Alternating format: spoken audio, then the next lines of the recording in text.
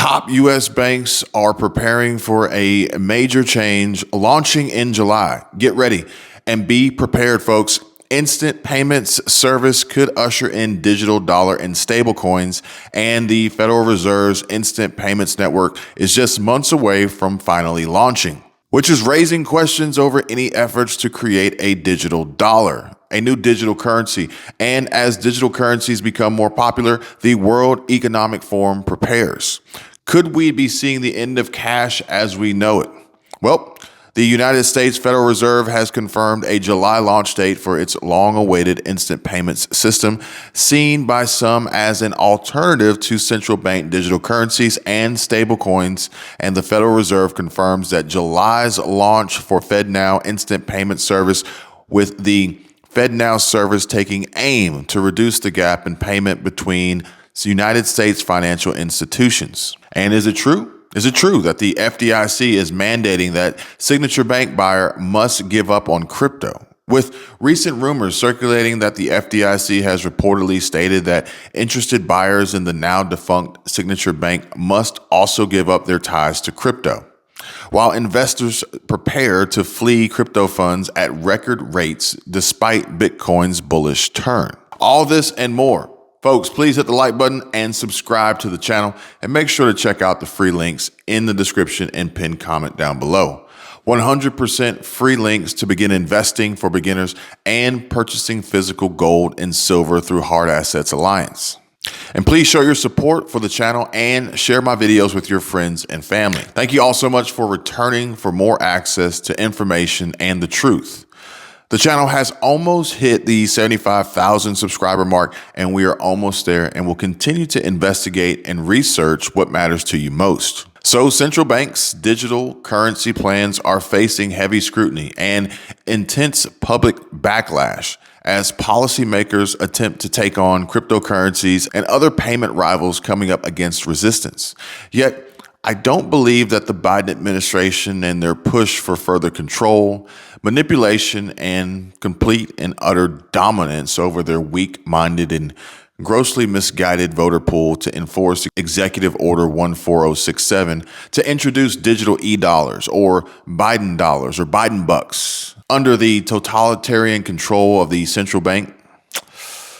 Can you say socialism? With expectations of the value of CBDC transactions projected to reach $213 billion by the year 2030 and operate as a powerful spy tool into the lives of all whom accept and exchange when conducting transactions. Remember, they will trace, track, and tax to no end. And we can all see just how well it's working out for Nigerians and the switchover by the government's central bank to a new e-currency, CBDC, that has placed restrictions under the authority of the Nigerian government and has managed to drain the economy of cash and set the stage for the CBDC to finally have its moment in the spotlight. And currently, Sweden, Brazil, and China are among a handful of countries seeing an increasingly cashless society with the digitalization of money. Analysts suggest there to be a general correlation between high interest rates and less cash in circulation. So there's that. And folks, that's not good. Think 30-year home mortgage rates at some 14.99% or 20+%. Ouch. Yet, according to the World Economic Forum, central bank digital currency, CBDC, is inevitable. And with 90% of central banks developing, one of the percentages of countries developing or piloting a CBDC has already doubled in a year. And it has just been announced that the United States Federal Reserve has confirmed a July launch date for its long-awaited instant payments system. Seen by some as an alternative to central bank digital currencies and stablecoins, the new instant payment network will settle payments in seconds and can support transactions between consumers, merchants, and banks. It does not rely on blockchain technology, and it's a significant step for the government as it is controlled by the Federal Reserve. Clearinghouse's RTP network, which also offers real-time payments, is operated by a consortium of large banks. And so, according to a March 15 announcement, The U.S. Fed said the debut of FedNow is set for July, with the U.S. Treasury and a diverse mix of financial institutions of all sizes ready to use the network from launch. And the Fed said it will begin the formal certification of participants during the first week of April. So this is all in preparation for the launch. So as a heads up, folks, the announcement reads, early adopters will complete a customer testing and certification program informed by feedback from the FedNow pilot program to prepare for sending live transactions through the system. And now, the FedNow system was originally announced in 2019 and is designed to provide round-the-clock, real-time gross settlement by funneling commercial bank money from a sender through a Fed credit account to its recipient. It also has built-in features such as fraud risk management, and that following the official launch, the Federal Reserve outlined that it will rush to onboard as many financial institutions as possible in order to increase the availability of instant payments.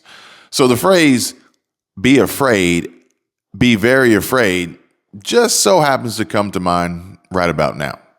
While the president of the Federal Reserve Bank of Richmond and FedNow program executive sponsor Tom Barkin said in the announcement, and I quote, "The launch reflects an important milestone in the journey to help financial institutions serve customer needs for instant payments to better support nearly every aspect of our economy," end quote. And depending on who you ask, the FedNow service as tackling a problem that both stablecoins and CBDCs also seek to solve. And it is also important to note or point out that the FedNow program, however, doesn't use blockchain technology. While the Federal Reserve is known to have a cautious and skeptical view on stablecoins, which is important to note after one of the major banking payment rails servicing U.S. crypto companies in the Silvergate Exchange Network, the SEN or SIN, was shut down earlier this month following Silvergate's collapse. And as it stands, SIN competitor Signet from Signature Bank is still operational despite the bank's forced closure on March 13. However, its fate is up in the air while a number of companies have reportedly fled the network following Signature's troubles. Yet, the continuation of further central bank digital currency development is set to move forward as scheduled and is currently underway. And U.S. critics deride it as the Biden coin. Yet Europeans worry that their privacy is at risk, while in China, few are prepared to ditch tried and tested payment apps for the state-backed equivalent. And about 85 central banks are engaged in projects to create digital currencies, according to figures from the Bank for International Settlements. Among them is the Bank of England, which said last month it was likely that the UK would eventually need one.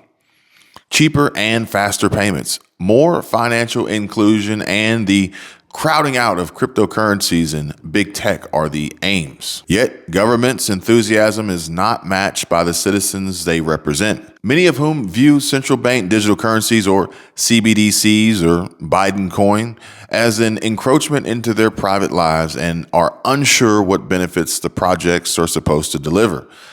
But they don't seem to really care too much about what is best for the people.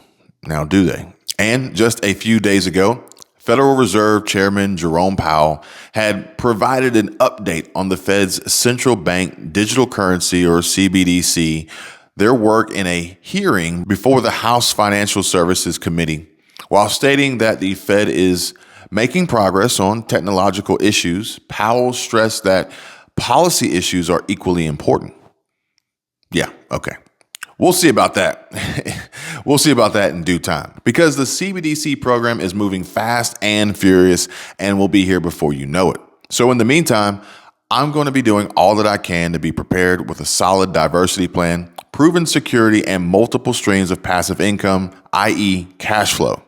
So remember, 100% free links down below.